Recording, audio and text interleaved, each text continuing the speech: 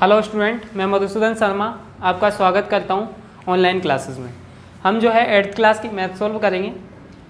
मैं आपको बता दूं कि मैथ सॉल्व करने से पहले जो मार्केट में है न्यू बुक आ चुकी है, तो आपको अच्छे से समझ आ सके इसके लिए आपको क्या है, बुक परचेज़ करनी है आपके स्कूल से या मार्केट से, जहाँ भी आप परचेज़ करना चाहो वहाँ से आप परचेज़ कर सकते हो, है ना। तो मैं जो 8th क्लास की जो प्रश्नावली 1.1 करवाऊंगा वो मैं न्यू बुक से करवा रहा हूँ। तो इसको अच्छे से समझने के लिए पहले आप बुक परचेज़ करें, ठीक है, और कॉपी पेन वगैरह साथ में लेके रखें। अगर कोई क्वेश्चन समझ नहीं आए तो कमेंट करके आप पूछ सकते हो, ठीक है। तो प्रश्नावली 1.1 की मैं बात कर रहा हूँ, जिसमें है परिमेय संख्याएं। मैं आपको बता दूं, आप छोटी क्लास में पढ़ चुके हो, 6th 7th में परिमेय संख्याएं क्या होती हैं, ठीक है। परिमेय संख्या, तो मैं थोड़ा सा बेसिक बता देता हूँ आपको। परिमेय संख्या वो होती है जिसको अंश बटा हर के रूप में हम लिख सकते हैं, ठीक है। अंश बटा हर के रूप में हम लिख सकते हैं, ठीक है। तो देखो किस तरह से, जैसे कि मैं कोई लिख दूं 5/6 लिख दिया, ठीक है। तो ये क्या हो गई, एक तरह से परिमेय संख्या। ऊपर वाली संख्या को हम अंश बोलते हैं और नीचे वाली को हर बोलते हैं, ठीक है। वह संख्या जिसको अंश बटा हर के रूप में लिखा जा सके, लेकिन हर का मान क्या नहीं होना चाहिए, 0 नहीं होना चाहिए। यानी कि इस तरह से हुआ तो ये क्या नहीं है, परिमेय संख्या नहीं है। यानी कि हर में क्या नहीं होना चाहिए, 0। बाकी सारी 6/5 हो, 7/3 हो, 4/5 हो, ये सारी की सारी क्या है, परिमेय संख्या है। तो आपको समझ में आ गया होगा ये क्या है, परिमेय संख्या है। और परिमेय संख्याओं को जोड़ना घटाना आपने 6th क्लास 7th क्लास में आपने पढ़ लिया होगा। जैसे कि मैं लिख दूं आपके सामने 5/4 लिखा हुआ है, प्लस करना है 6/6 को, इसको हमें प्लस करना है। तो कैसे करते थे, सबसे पहले इनका हम एलसीएम लेंगे। 4 और 6 का हमें एलसीएम लेना है, तो कितना आएगा, 12 आएगा। एलसीएम क्या होता है, वह सबसे छोटी संख्या जिसमें दोनों का क्या चला जाए, भाग चला जाए। 4 का इसमें भाग देंगे, 4 × 12, 3 बार गया, 3 को ऊपर से गुणा करेंगे तो 15, 2 बार भाग जाएगा, 2 को इससे गुणा करेंगे तो 12, दोनों को हम जोड़ देंगे तो कितना आ जाएगा, 15 और 2 17, 10 27/12। ये आपका आंसर हो गया। इस तरह से जोड़ना हमने सीख लिया है, बस यही है। थोड़ा सा इसी के बारे में हम आगे पढ़ेंगे। इतना आपको आता होगा। माइनस करना होता था तो यहाँ माइनस का साइन आ जाता, बाकी सारा सेम रहता था, ठीक है। हाँ, तो अब चलते हैं हम प्रश्नावली 1.1 पे, ठीक है। तो देखो प्रश्नावली 1.1 का जो पहला क्वेश्चन है वो है, उचित गुणधर्मों के उपयोग से निम्नलिखित का मान ज्ञात कीजिए।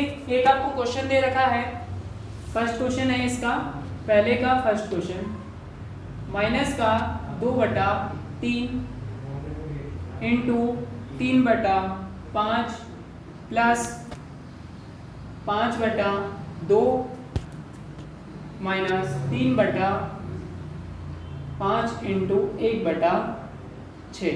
उचित गुणधर्मों की सहायता से, उचित गुणधर्म की अगर मैं बात करूं तो इन सवालों को सोल्व करने के लिए गणित में एक गुणधर्म होता है, वो होता है आपके BODMAS। उसको मैं समझा दूं, BODMAS, BODMAS इसे हम बोलते हैं। B का मतलब होता है, कभी भी क्वेश्चन में अगर ब्रैकेट दे रखा हो तो सबसे पहले ब्रैकेट हम सोल्व करेंगे। ब्रैकेट की मैं बात करूं, सबसे पहले छोटा ब्रैकेट हमें सोल्व करना होता है, फिर उसके बाद में अगर हम बात करें तो मझला ब्रैकेट हम सोल्व करते हैं, उसके बाद में बड़ा ब्रैकेट हम सोल्व करते हैं। इस तरह से हमें ब्रैकेटों को सोल्व करना होता है। ओ की मैं बात करूं तो ऑफ को हमें सोल्व करना होता है। ऑफ का मतलब होता है का, यानी कि गुणा। जैसे कि आ जाता है हिंदी वाले क्वेश्चन में आता है, जैसे कि 100 का 50% या 100 का 25% क्या होगा, का मतलब गुणा, ठीक है। डी का मतलब होता है डिवाइड, एम का मतलब मल्टीप्लाई, ए का मतलब एडिशन यानी जोड़ना, एस का मतलब सब्ट्रैक्शन यानी कि माइनस करना, ठीक है। तो ये हमें इस नियम से हमें सॉल्व करना है। देखो क्वेश्चन में ब्रैकेट कहीं नहीं दे रखा है, ऑफ यानी कि ओ कहीं नहीं दे रखा है, डी डिवाइड का साइन कहीं नहीं है, मल्टीप्लाई का साइन दे रखा है। तो सबसे पहले मल्टीप्लाई के साइन कहाँ है, ये दोनों मल्टीप्लाई हो रहे हैं, ये दोनों, तो इन दोनों को हमें सॉल्व करना है। देखो ये इससे कैंसिल हो जाएगा, ये भी इससे कैंसिल हो जाएगा, ठीक है। अब करना चालू करते हैं। देखो ये 3 एकम 3, 3 एकम 3, इसको इससे गुणा करेंगे तो 2 माइनस का बटे में आ गया आपके 5 प्लस ये ऐसा का ऐसा रहेगा, माइनस 1 को 1 से गुणा करेंगे 1/10, ठीक है। दोनों का हम क्या लेंगे, एलसीएम ले लेंगे, ठीक है। हाँ, तो इनका हम जब एलसीएम लेंगे तो क्या आएगा, 10 आ जाएगा, ठीक है। फिर उसके बाद में देखो 5 का भाग देंगे कितनी बार जाएगा, 2 बार, 2 को इससे गुणा करेंगे तो 4 आएगा, माइनस का, ठीक है। इसका भाग देंगे 2 का 5 बार, 5 को 5 से करेंगे 25, एक बार 1 को 1 से गुणा करेंगे माइनस का 1 आ जाएगा। माइनस माइनस को प्लस करेंगे तो कितना हो जाएगा।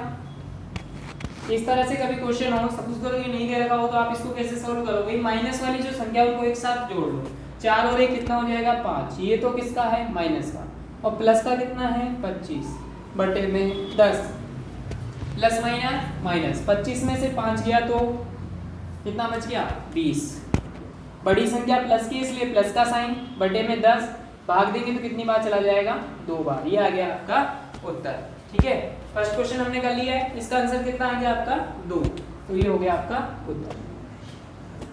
इसी तरह से क्वेश्चन नंबर सेकंड करना है, जो आप खुद कर सकते हो। पहला क्वेश्चन मैंने समझा दिया, सेकंड क्वेश्चन आपको करना है, ठीक है। अगर नहीं समझ में आया तो आप कमेंट करके पूछ सकते हो, ठीक है। सेकंड क्वेश्चन की हम बात करते हैं, क्वेश्चन नंबर 2 की मैं चर्चा कर लेता हूं।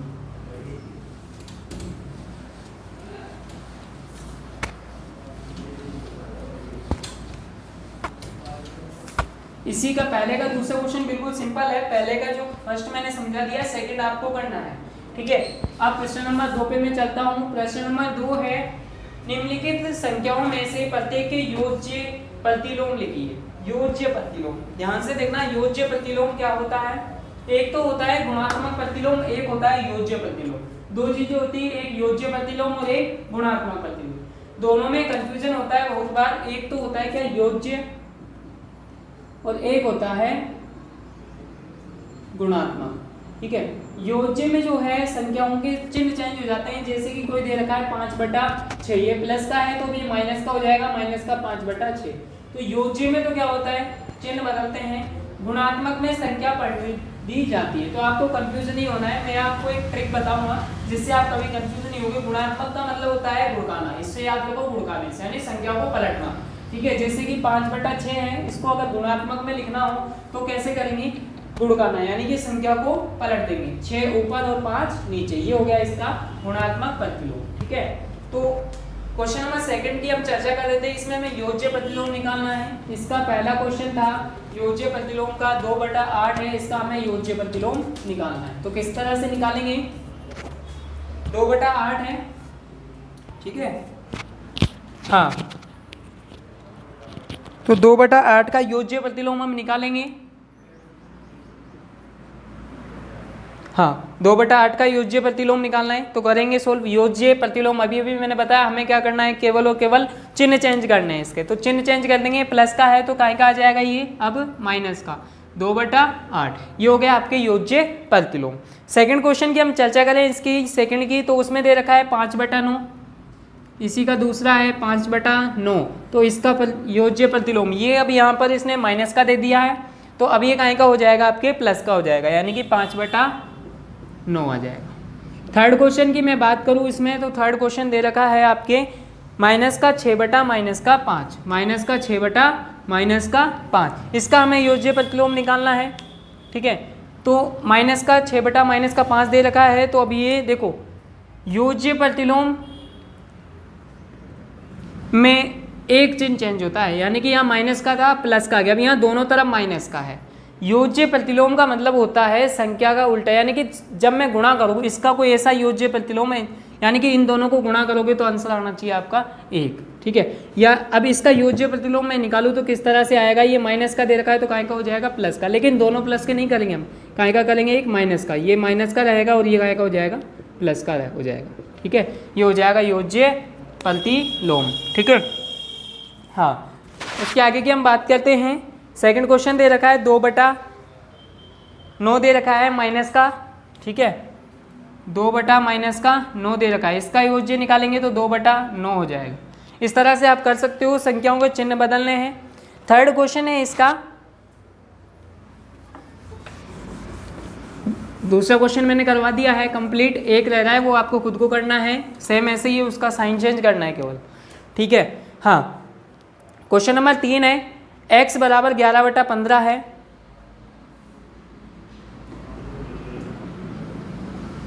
ठीक है, x = 11/15, ये हमें सिद्ध करना है इसका कि देखो इस तरह के क्वेश्चन कैसे करोगे। अगर आपने बुक परचेज कर ली है, बुक खरीद ली है, तो मैं आपको बता दूं जो आपकी जो प्रश्नावली दे रखी है 1.1, ठीक है, उसके जस्ट फ्रंट में ऐसा क्वेश्चन दे रखा है। ये क्वेश्चन नंबर 3 है। क्वेश्चन नंबर 3 में 2 क्वेश्चन आपको दे रखे हैं, दोनों के बिल्कुल सेम एज इट इज यहाँ क्वेश्चन दे रखा है एग्जाम्पल नंबर 4, ठीक है। अगर आपको क्वेश्चन समझ में नहीं आए तो यहाँ से आप थ्योरी देखकर समझ सकते हो, ठीक है। मैं वैसे फिर भी आपको बता देता हूँ किस तरह से ये क्वेश्चन करना है आपको। देखो x बराबर 11/15 है, तो इसको किस तरह से सोल्व करेंगे। 11/15 का हमें निकालना होगा योज्य प्रतिलोम, ठीक है। तो इसमें थ्योरी ज़्यादा लिखनी है। 11/15 का योज्य प्रतिलोम क्या होगा, माइनस का 11/15 होगा, ठीक है। उसके बाद में देखो अब क्या करना है, योज्य प्रतिलोम ये हो गया, तो हमें क्या करना है, योज्य प्रतिलोम का मतलब हो गया कि इसको और इसको अगर मैं ऐड करूं, ठीक है, तो हमारा आंसर जो आना चाहिए वो आना चाहिए 0। क्या आना चाहिए, 0 आना चाहिए। तो देखो किस तरह से, या मैं कहूँ इस तरह से कि 11/15 प्लस मैं करूँ इसके योज्य प्रतिलोम को, तो हमारा आंसर आना चाहिए क्या, 0 आएगा ही। प्लस माइनस माइनस, तो 11/15 में से 11/15 चला जाएगा तो क्या आ जाएगा हमारा, 0 आ जाएगा, ठीक है। अब देखो, अब आपको समझ में आ गया होगा कि इसका योज्य प्रतिलोम ये है। मैं ऐसा भी तो कह सकता हूँ कि इसका योज्य प्रतिलोम ये है, ठीक है भाई। 11/15 का अगर योज्य प्रतिलोम आपसे पूछता तो आप क्या लिखते, ये इसका विपरीत ये हो गया और इसका विपरीत क्या हो गया, ये हो गया, ठीक है। तो आपको क्या लिखना है, बराबर 0। ये समीकरण दर्शाती है, ये समीकरण दर्शाती है कि, ये समीकरण दर्शाती है कि माइनस का 11/15 का योज्य प्रतिलोम, same as it is question दे रखा है, बिल्कुल प्रश्नावली के जस्ट सामने दे रखा है, तो वहाँ से देख के आप इस क्वेश्चन को और अच्छे से समझ सकते हो, ठीक है। यह समीकरण दर्शाती है कि -11/15 का जो योज्य प्रतिलोम होगा वो क्या होगा, 11/15 होगा। मैंने कुछ नहीं लिखा, यही लिखा है सेम कि इसका उल्टा ये और इसका उल्टा ये, यानी कि ये समीकरण क्या दर्शा रही है कि इसका, यानी इसका योज्य प्रतिलोम हम ये भी बोल सकते हैं, ठीक है। इसका योज्य प्रतिलोम ये हो जाएगा। अब देखो, अब ध्यान से समझना है, इसका योज्य प्रतिलोम ये हो गया और इसका क्या हो गया, ये दोनों एक दूसरे के विपरीत हो गए, तो आपको इतना ही छोड़ना है। आपको केवल इसके आगे क्या लिखना है, लास्ट में केवल इतना लिखना है, अतः x बराबर 11/15, दोनों एक दूसरे के विपरीत हो गए, x के बराबर मान आ गया। और अच्छे से समझने के लिए इसमें थ्योरी दे रखी है बिल्कुल क्वेश्चन के जस्ट फ्रंट में, यहाँ से आप एग्जाम्पल नंबर 4 की तरह इसको कर सकते हो, ठीक है। हाँ, तो क्वेश्चन नंबर तीसरे का मैंने फर्स्ट करवा दिया। अब तीसरे का सेकंड आपको एग्जाम्पल नंबर 4 की तरह करना है। मैंने आपको बता दिया, जस्ट सामने दे रखा है, तो एग्जाम्पल नंबर 4 की तरह आपको ये क्वेश्चन करना है, ठीक है। हाँ, क्वेश्चन नंबर 4 की अब हम बात कर लेते हैं। इसमें गुणात्मक प्रतिलोम निकालना है। जैसा कि मैंने आपको बता दिया था गुणात्मक प्रतिलोम क्या होता है, अभी बताया था मैंने आपको, योज्य प्रतिलोम और गुणात्मक। योज्य में साइन चेंज हो जाते हैं और गुणात्मक में क्या करना है, संख्या को पलटना है। तो गुणात्मक प्रतिलोम निकालना है, तो माइनस का 13 दे रखा है, माइनस का 13 दे रखा है। क्वेश्चन नंबर मैं बात कर रहा हूँ क्वेश्चन नंबर 4 की, ठीक है। ध्यान से समझना है, शेष क्वेश्चन जो बच गए आपको ही करने हैं। मैं 1-2 क्वेश्चन समझा देता हूँ, बिल्कुल सिंपल है। माइनस का 13 इसको पलटना है। अब देखो इसके नीचे कुछ भी नहीं है, मैं 1 लिख सकता हूँ क्या, क्योंकि 1 का भाग इसमें दोगे तो वापस 13 ही आना है, तो नीचे 1 लिख सकता हूँ। अब पलटो तो 1 ऊपर और 13 कहाँ आ जाएगा, नीचे। तो इसका योज्य प्रतिलोम क्या हो जाएगा, गुणात्मक प्रतिलोम क्या हो जाएगा, 1/13। अब कईयों को समस्या रहती है सर साइन जहाँ है वहीं रहेगा, यानी ये माइनस यहाँ था तो इसको ये रहने, तो केवल संख्या को पलटना है, ठीक है। तो ये हो गया इसका क्या, गुणात्मक प्रतिलोम। इसी तरह आगे दे रखा है माइनस का 13/19 दे रखा है, ठीक है। इसका गुणात्मक प्रतिलोम निकालेंगे तो क्या हो जाएगा, माइनस का 19/13। आ गया होगा समझ में। 2 क्वेश्चन करवा दिए, बाकी जो बच गए वो आपको करने हैं। अगर कोई क्वेश्चन मिश्र भिन्न में आ जाए, जैसे कि इसी में एक क्वेश्चन दे रखा है कि चौथा क्वेश्चन है इसी का, क्वेश्चन नंबर 4 का चौथा क्वेश्चन है, ठीक है। क्वेश्चन नंबर 4 दे रखा है इसी का, माइनस का 5/8 इंटू माइनस का 3/7। तो इसको पहले गुणा करो, फिर इसको किस में बदल लो आप, गुणात्मक प्रतिलोम में बदलना है। तो गुणा कैसे करोगे, 5 × 15, चिन्ह का आएगा, माइनस को माइनस से गुणा करेंगे, प्लस का 856 हो जाएगा, ठीक है। आप पलट लो तो 56 क्या हो जाएगा, 15 इसका आंसर आ जाएगा। समझ में आ गया होगा आपको। हाँ, क्वेश्चन नंबर 5 की मैं बात कर लेता हूँ। प्रत्येक में से गुणन के अंतर्गत उपयोग किए जाने वाले गुणधर्मों का नाम बताइए। आपने 6 और 7 में गुणन जो है धर्म पढ़े होंगे, गुणधर्म पढ़े होंगे इसके किस तरह से, जैसे आपने पढ़े होंगे साचर्यता का नियम, इस तरह के नियम आपने पढ़े होंगे, ठीक है ना, क्रम विनिमय का नियम, ठीक है ना, तो वो नियम यहाँ आपको बताने। तो पहला क्वेश्चन है, ठीक है, इसमें कौन सा नियम आपके यहाँ लग रहा है वो आपको देख के बताना है, नियमों के नाम बताने हैं। तो देखो मैं जैसे बताऊं, पहले क्वेश्चन की मैं चर्चा कर लेता हूं। पहला क्वेश्चन है, क्वेश्चन नंबर 5 पे हम पहुंच गए हैं। 5वें का पहला क्वेश्चन है -4/5 इंटू 1 बराबर है 1 इंटू -4/5, ठीक है, बराबर है -4/5, ठीक है। ये क्वेश्चन दे रखा है, इसमें देखो क्या दे रखा है, इसको सोल्व करूं चाहे इसको सोल्व करूं, इसका आंसर इसके बराबर आएगा और इसका आंसर किसके बराबर आएगा, इसके। देखो दोनों में चेंज क्या है, दोनों में केवल इतना सा फर्क है, इधर एक यहाँ था और एक कहाँ आ गया, इधर आ गया। तो इसमें जो नियम लगा है वो कौन सा लगा है, गुणात्मक तत्समक, एक का गुणात्मक तत्समक, एक का क्या हो गया है, देखो तत्समक, यानी कि एक जो है स्थान बदल गया है ना, तो ये क्या हो गया, एक का गुणात्मक तत्समक। इसका नियम कौन सा लगेगा, इसमें केवल हिंदी में लिखना है सामने, इसमें जो नियम लग रहा है वो क्या लगेगा, एक का गुणात्मक तत्समक।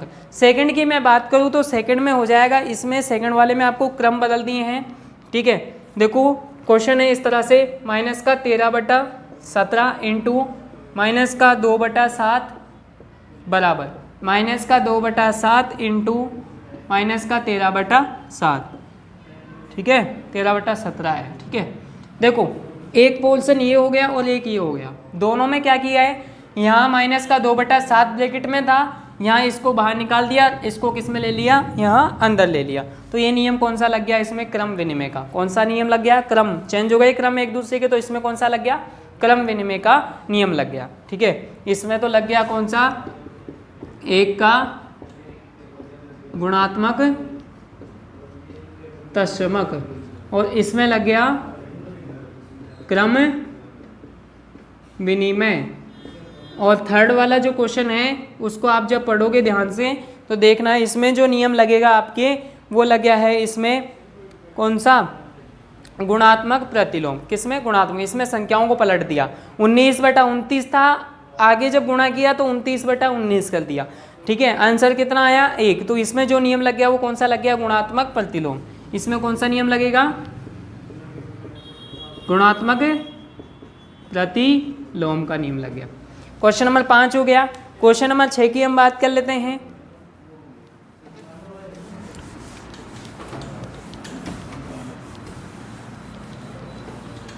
हाँ, क्वेश्चन नंबर 6 देखो, क्वेश्चन नंबर 6 है 6/13 को -7/16 की व्युत्क्रम से गुणा कीजिए। इसको जो है इसके व्युत्क्रम से गुणा करना है, तो 6/13 है, इसका जब हम व्युत्क्रम करें, ठीक है, क्या करें, इसका हम व्युत्क्रम करें, व्युत्क्रम का मतलब होता है पलटना, तो इसको जब हम गुणा करें तो क्या हो जाएगा, साइन वही रहेगा, संख्या का व्युत्क्रम उल्टा कर दो, ठीक है, गुणात्मक या व्युत्क्रम बात वही है। इनको हम गुणा जब कर लेंगे तो 16×6, ठीक है, और 13×7 = 91, ठीक है, ये आ गया आपका आंसर। हाँ, नेक्स्ट क्वेश्चन है क्वेश्चन नंबर 7।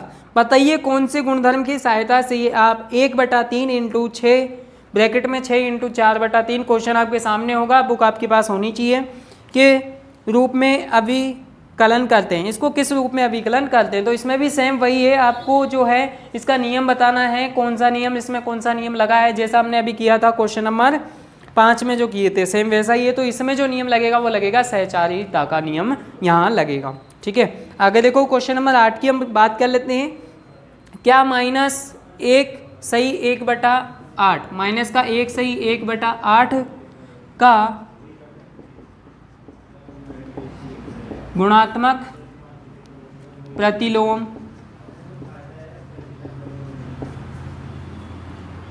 8/9 है? अगर नहीं तो क्यों?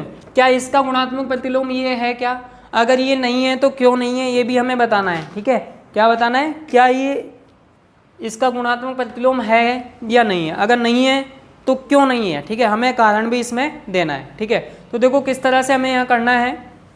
हाँ, गुणात्मक प्रतिलोम अगर इसका ये है तो इनों के जो मल्टीप्लाई आने चाहिए वो 1 आना चाहिए। किस तरह से, देखो इसको इससे सोल्व करो, 8 एकम 8, इसको जब हम सरल भिन्न में बदलेंगे तो क्या करेंगे, 8 एकम 8 और 8 में 1 जोड़ेंगे, यानी इसको इससे गुणा करेंगे माइनस का 8 आएगा और प्लस 1 करेंगे तो प्लस माइनस माइनस कितना हो जाएगा 7, काहे का माइनस का और 8, इसका तो ये आया।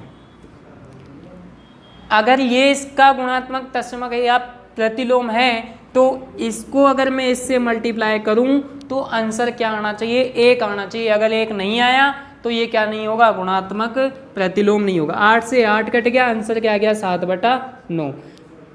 यहाँ या ऐसे लिखो, यह है गुणात्मक प्रतिलोम नहीं है क्योंकि गुणनफल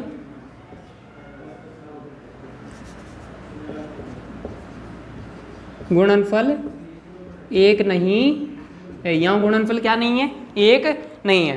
हाँ, नेक्स्ट क्वेश्चन की हम बात कर लेते हैं। क्वेश्चन नंबर 9 है इसका, तो 9 में भी सेम ऐसा ही है। देखो किस तरह से,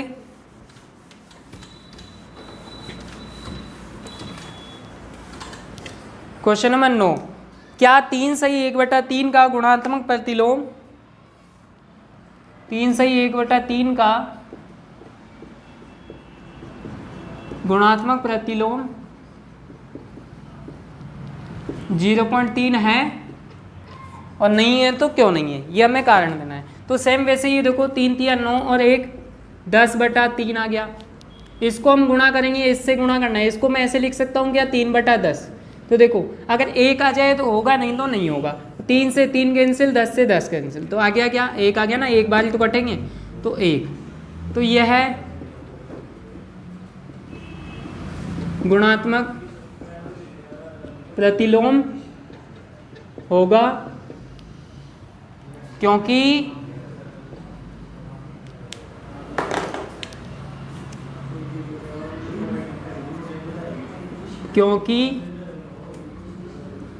गुणनफल 1 प्राप्त हुआ है, क्योंकि गुणनफल क्या प्राप्त हुआ है, 1 प्राप्त हुआ है। आगे देखें क्वेश्चन नंबर 10। तो मैं यहाँ ये जो है आपको इनों के जवाब देने एक शब्दों में, तो किस तरह से देंगे देखो। हाँ, ऐसी परिमेय संख्या जिसका कोई व्युत्क्रम नहीं है। याद रखना, आपके बोर्ड के जो पेपर होगा उसमें 1-1 नंबर के जो क्वेश्चन बनेंगे वो यहाँ से पूछा जा सकता है, तो आपको इन्हें अच्छे से याद रखना है। ऐसी परिमेय संख्या जिनका कोई व्युत्क्रम नहीं होता, कोई उल्टा नहीं होता, ऐसी परिमेय संख्या बताओ। तो ऐसी परिमेय संख्या क्या होगी, 0। क्या होगी, 0, ठीक है ना। आगे देखो, परिमेय संख्याएं जो अपने व्युत्क्रम के समान है। ऐसी परिमेय संख्या बताओ जो एक दूसरे के व्युत्क्रम के समान है, तो 1 और -1, ठीक है। उसके बाद में है परिमेय संख्या जो अपने ऋणात्मक के समान है, ठीक है। ऐसी परिमेय संख्या बताओ जो अपने ऋणात्मक के समान है, तो वो क्या होगी, 0, ठीक है। आगे देखो, खालिस्तान है, मैं बता देता हूँ बोल के। शून्य का व्युत्क्रम होता है। अब शून्य का व्युत्क्रम क्या होता है, शून्य का उल्टा क्या होता है। हाँ, इसी का शून्य का व्युत्क्रम है, तो शून्य का कोई व्युत्क्रम है क्या उल्टा, अगर मैं बात करूँ तो शून्य का नहीं है, ठीक है। सेकंड खालिस्तान है, संख्याएं 1 तथा -1 स्वयं के व्युत्क्रम है, एक दूसरे के उल्टे ही है, 1 और -1। नेक्स्ट क्वेश्चन है तीसरा, -5 का व्युत्क्रम होता है। -5 का व्युत्क्रम करो, उल्टा करो, ठीक है। मैंने बताया था अभी, -5 है, इसका व्युत्क्रम नीचे 1 मान लेते हैं। अब 1 ऊपर और 5 नीचे, तो -1/5 इसका क्या हो गया, व्युत्क्रम हो गया। नेक्स्ट क्वेश्चन है 1/x का व्युत्क्रम। अब 1/x का व्युत्क्रम करो तो x कहाँ चला जाएगा, ऊपर, और 1 कहाँ जाएगा, नीचे। 1 लिखो तो अच्छा, नहीं लिखो तो भी अच्छा। इसका आंसर क्या हो गया, x ही आ जाएगा। 2 परिमेय संख्याओं का गुणनफल हमेशा परिमेय संख्या ही होती है। कोई भी 2 परिमेय संख्या ले लो, 4/3 है, एक परिमेय संख्या 2/3 है। इन दोनों को अगर मैं गुणा करूँगा तो भी तो परिमेय संख्या आएगी। 4 दूनी 8 और 3 तिया 9, तो ये भी क्या होगा, परिमेय संख्या ही होगा। किसी धनात्मक परिमेय संख्या का व्युत्क्रम धनात्मक संख्या ही होगी। क्या होगी? धनात्मक संख्या होगी। अरे धनात्मक अगर कोई संख्या है उसका व्युत्क्रम करेंगे तो भी क्या आएगा आंसर? धनात्मक ही आएगा। ये ऋणात्मक थी इसलिए ऋणात्मक आया, धनात्मक होगी तो क्या आएगा? धनात्मक ही आंसर आएगा। तो उम्मीद करता हूँ आपको क्वेश्चंस जो है वो समझ में आए होंगे। अगर कोई क्वेश्चन समझ में नहीं आए तो कमेंट करके आप क्वेश्चंस पूछ सकते हो। Thank you.